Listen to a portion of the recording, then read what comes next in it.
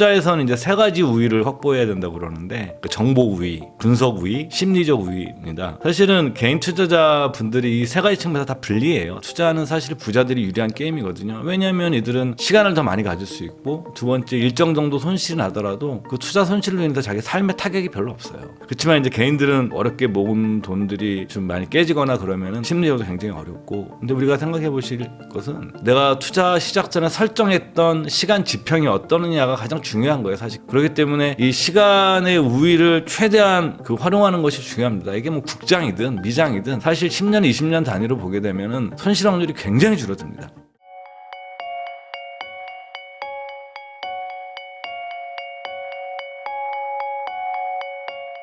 예, 안녕하세요. 저는 미래에셋 투자와 연금센터 센터장을 맡고 있는 이상관이라고 합니다.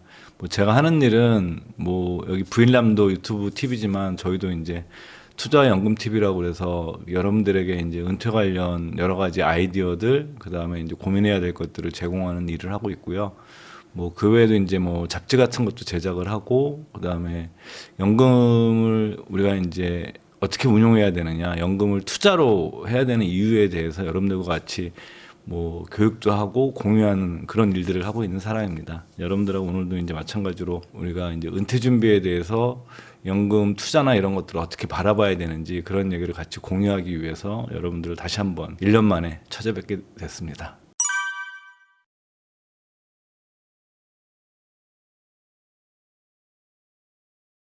실질적으로는 최근에 이제 굉장히 쏠림 현상이 많았어요. 그래서 사실은 반도체나 조선이나 이런 것들을 갖고 계시지 않은 분들은, 저도 그런 종목들이 꽤 있는데, 그런 분들은 손가락 빨 수밖에 없는 시장이었고, 근데 우리가 역사적 경험을 보게 되면 쏠림이란 것은 한 번쯤 이렇게 또 조정이 이루어집니다. 그게 언제 이루어질지 우리가 알 수 없어서 그런 거지. 그래서 최근 시장 자체는 굉장히 어떤 쏠림에 의한 것이고요. 그리고 우리가 이제 더 깊이 들어가 보게 되면 이런 걸 한번 생각해 보셨으면 좋겠어요. 우리 투자에서는 이제 세 가지 우위를 확보해야 된다고 그러는데, 정보 우위, 분석 우위, 심리적 우위입니다. 사실은 개인 투자자 분들이 이 세 가지 측면에서 다 불리해요. 사실은 정보 우위에 있기도 어렵고 깊은 분석을 할 수 있는 분들도 계시지만 대다수 분들이 좀 어렵습니다. 그다음에 심리적으로도 이제 굉장히 휩쓸리죠. 예를 들어서 포모 같은 게 오면은 이제 굉장히 매매를 좀 자주 하게 되고, 그다음에 남들 돈 많이 버는데 나는 못 벌면 굉장히 속도 상하고 이런 일들이 있어서, 그래서 우리가 다시 한번 돌아가게 되면 이런 경우에 이제 우리가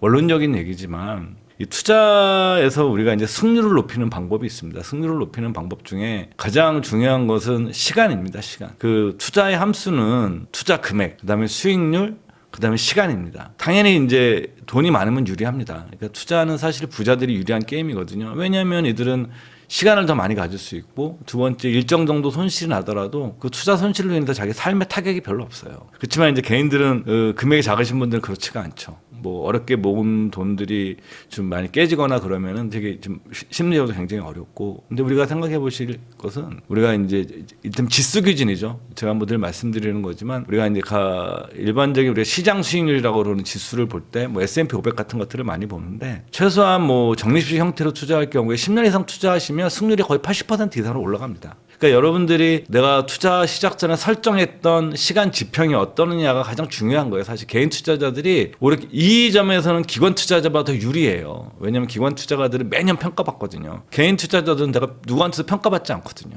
그렇기 때문에 이 시간의 우위를 최대한 활용하는 것이 중요합니다. 이게 국장이든 미장이든 사실 10년, 20년 단위로 보게 되면은 손실 확률이 굉장히 줄어듭니다. 근데 우리가 이런 시간에 투자하지 않고 어떻게 보면 타이밍에 쫓아갔었던 굉장히 재미난 사례가, 주식 투자하시는 분들 꼭 한번 읽어보는 책인데, 지금도 베스트셀러죠. 투자 분야에서는 전설로 떠나는 월가의 영웅이라는 책을 쓴 피터 린치인데, 피터 린치는 사실은 가장 위대한 펀드 매니저 중에 한 명이라고 불립니다. 이 사람이 77년도부터 90년도까지 이제 펀드를 운영했었는데 연평균 수익률이 27%예요. 어마어마한 겁니다.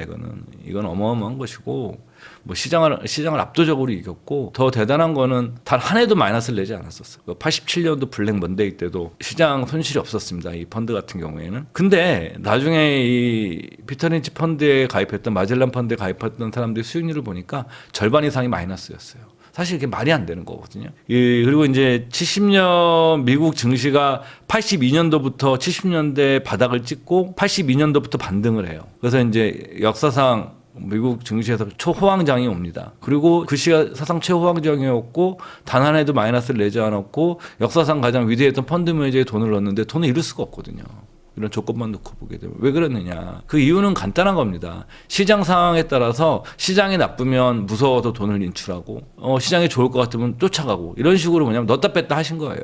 그러니까 가만히 있었던 사람들은 돈을 버는데 넣었다 뺐다 시장 상황에 따라서 그 심리적 그 불편함 때문에 하신 분들은 돈을 잃은 거예요. 그래서 여러분들께서 좀 생각해 보셔야 되는 건 가장 기본적인 거는 개인 투자자가 자산운용에서 가장 이점을 갖고 확보할 수 있는 것은 시간이다라는 것이고 길게 시간 지평을 설정하실수록 무조건 유리하다 이 게임 자체는. 그리고 설사 지수에만 투자도 충분하다 그거는 우리가. 그리고 두 번째는 규율입니다. 규율. 이게 저도 뭐 이제 나이가 들수록 야 정말 생각해 보면 어떤 종목을 고르냐보다도 내가 어떤 규율을 잘 지켜 나가느냐가 굉장히 중요한 생각을 더 많이 하게 되는데 벤자민 그레이엄 워렌 버핏의 스승이죠. 벤자민 그레이엄이 한 얘기가 그것보다도 그 투자에서 규율이 굉장히 중요하다는 얘기를 합니다. 자기가 정한 원칙대로 하는 건데 그래서 여러분들께서 보면은 자기만의 어떤 규율을 가져가신다 그러면은 지금 현재 좀 어렵더라도 사실은 또 시간이 지나면서 그 나한테 유리하게 또 펼쳐지거든요. 그리고 내 순서가 한번 돌아와요. 지금 내가 갖고 있는 종목이 오르지 않더라도 또 내 순서가 오거든요. 근데 이 순서를 못 기다리면 벌 수가 없는 거죠, 돈을.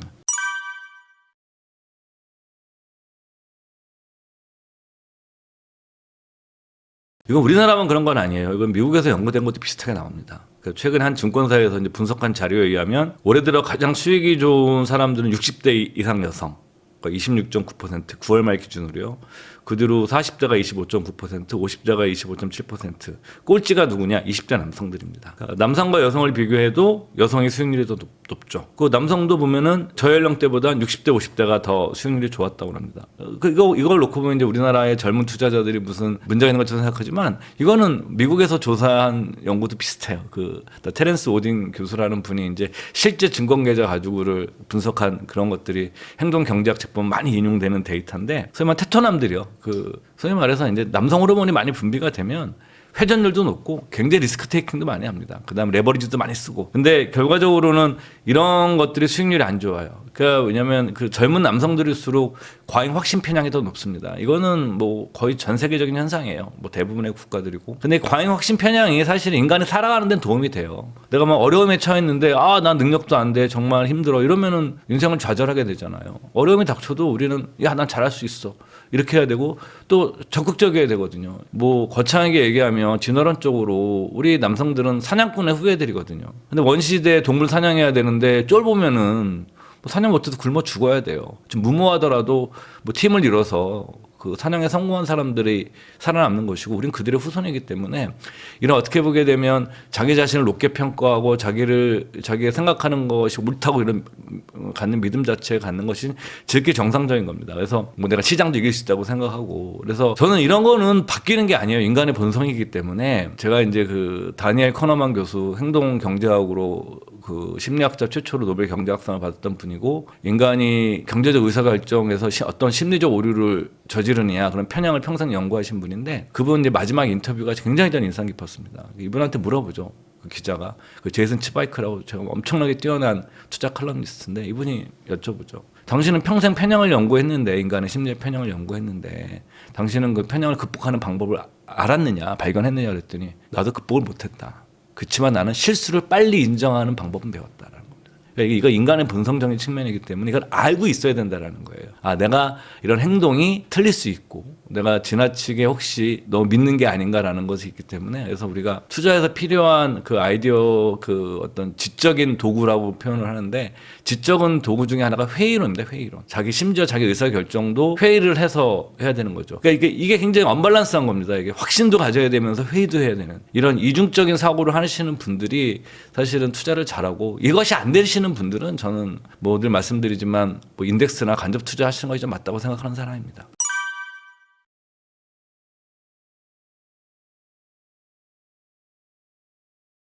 제가 이제 S&P 500을 뭐 강조하다 보니까 저 사람은 뭐 S&P 500만 하고 뭐 한국은 안 해야 생각하는데 저도 그렇진 않습니다. 저도 이제 개인적으로는 한국과 미국의 한 절반 정도 있어요. 그 이제 분산 투자를 하는 사람이고 어느 나라가 좋을지 저도 모르기 때문에 분산을 하는 편입니다. 근데 왜 이제 S&P 500 같은 지수를 기본으로 삼아야 되냐면은 미국은 세계에서 가장 성공한 자본시장을 가지고 있어요.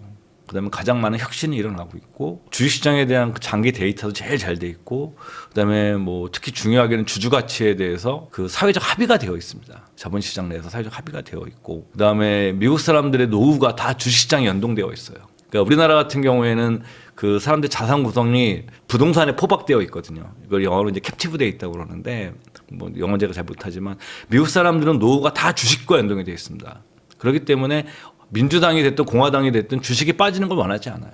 그러니까 기본적으로 이 자본시장을 통해서 노후를 준비해야 된다라는 사회적 인식이 되어 있고 이 과정 통해서 미국에서 수많은 사람들이 연금 100만 장자가 나온 사회입니다. 그렇기 때문에 사실은 가장 예측 가능한 시장이고 장기 데이터도 많고 200년간 S&P 500의 뭐 연평균 수익률이 조금씩 뭐 연구자마다 다르지만 우리가 한 8에서 12% 정도 되거든요. 8에서 12%면 대략 내 돈을 짧게는 한 6년, 그 길게는 한 9년, 뭐 대략 한 10년 전후로 해서 내 돈이 2배씩 불어날 수 있는 수익률입니다. 그러니까 직장 생활을 여러분들이 하셔서 이렇게 새 사이클을 돌리는 거죠. 미국의 예를 들면. 뭐 내가 뭐 직장 생활 한 30년 한다고 치면 당연히 이게 연금 백만장자가 되겠죠. 미국이란 사회 자체가. 그래서 이제 한국도 이제 최근에 올해 주가 상승률이 세계에서 1등입니다. 최근에 조정을 받더라도. 근데 한국에서도 지금 최근에 주주 가치에 대한 얘기들이 많이 나오는데 전 굉장히 중요한 정책이라고 생각을 하고 꼭 됐으면 합니다. 그리고 왜냐하면 선진 자본시장으로 가는 사실은 마지막 개혁의 순간이거든요.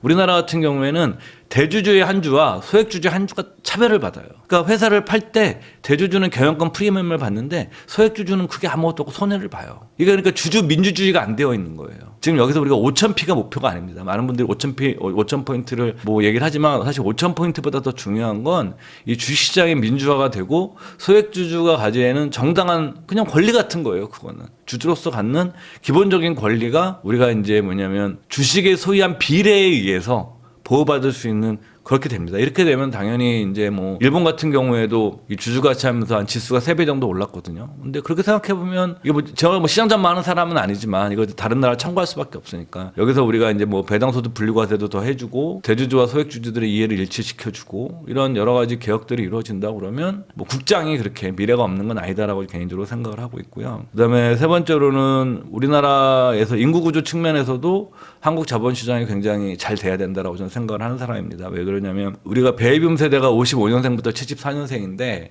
74년생들이 현재의 뭐 정년 연장 제도가 논의되고 있지만 현재의 정년 제도가 유지된다고 치면 이분들 10년 안에 다 은퇴해서 나와야 돼요. 그렇게 되면 남한 인구의 3분의 1이 정년 퇴직을 하게 됩니다. 55년생부터 74년생이. 그럼 이들이 뭐 일도 해야죠. 그렇지만 그동안 쌓아놓은 이 자산을 가지고 여기서 빼서 먹고 살아야 되거든요. 근데 이 돈이 이 막대하게 쌓여있는 돈이 다 해외로만 가면 어떻게 되겠습니까? 그러니까 정부가 환율 정책도 어려워져요. 그래서 이게 뭐냐면 모든 것은 쏠리는 건 좋지 않습니다. 이렇게 균형을 맞춰야 된다고 생각하고 그래서 근데 만약에 저한테 뭐 지수 투자해야 되는데 단 하나의 인덱스만 고르라 그러면 전 당연히 S&P 500을 고르죠. 그건 당연한 거고요. 왜냐면은 그렇지만 지금 같은 경우에는 뭐 한국도 그렇고 좀 분산하는 것도 나쁘지 않다라고 저는 생각을 합니다. 우리는 어차피 한국 사람이니까. 그래서 여러분들께서 저는 이 최근에 저희 직원들이랑 그런 얘기 많이 하는데 제가 작년에 1년 내내 제일 많이 공부한 게 인덱스 펀드였어요. 왜 인덱스 펀드를 어떻게 봐야 되는지를 저도 피상적으로 이해한 것 같아서 뭐 존복을 뭐 번역돼서 나와 있는 걸 다 읽고 미국에 이제 뭐 보고를 해드라고 그래가지고 그런 커뮤니티도 있거든요. 그런 데 들어가서 이렇게 보게 생각하면 정말 인덱스 투자는 좀 기가 막힌 아이디어예요. 그 경험이 없고 투자를 잘 모르는 사람이 그 자본의 성장, 그 나라 경제 성장의 과실을 가장 저비용으로 과실을 공유할 수 있는 수단이거든요. 그래서 여러분들께서 그러니까 경험이 있으신 분들은 당연히 분석도 하시겠지만 난 정말 경험도 없고 시작하시는 분들이라고 그러면 전 여전히 인덱스가 굉장히 그분들한테는 좋은 수단이라고 좀 생각을 합니다.